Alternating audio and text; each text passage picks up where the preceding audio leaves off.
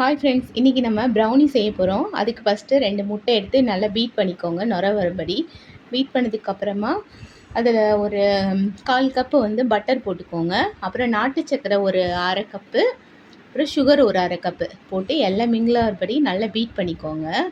எல்லாம் வந்து ஒன்றோட ஒன்றா மெர்ஜ் ஆகணும், அது வரும்படி நல்லா பீட் பண்ணிக்கோங்க.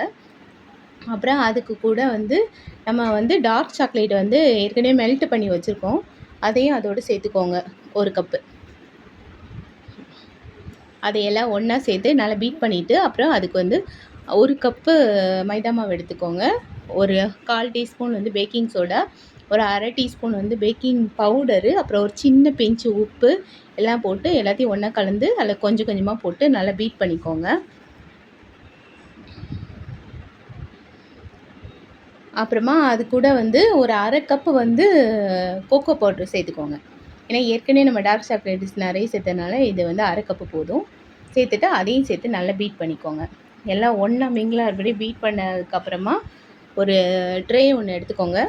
அதுக்கு முன்னாடி ஒரு 10 மினிட்ஸ் ப்ரீ ஹீட் பண்ணி வச்சுக்கோங்க. இந்த ட்ரேயில் வந்து பட்டர் ஷீட் போட்டுட்டு நம்ம ரெடி பண்ண வச்சுருந்த பேட்டரை அதில் வந்து ஊற்றிட்டு, அப்புறம் பபுள்ஸ் வர்றதுக்காக ஏர் பபுள்ஸ் வரக்கூடாதுன்னு எல்லாத்தையும் வந்து நல்லா கிண்டி விட்டுக்கோங்க லைட்டாக. அப்புறம் அதுக்கு மேலே வந்து நான் வந்து ஒயிட் கலர் சாக்கோ குக்கீஸ் போட்டிருக்கேன். இது நீங்கள் எது வேணுமோ அதை போட்டுக்கோங்க.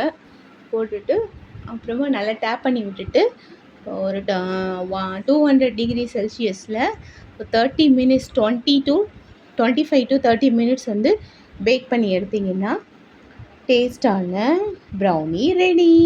நீங்களும் ட்ரை பண்ணி பாருங்கள். தேங்க்யூ.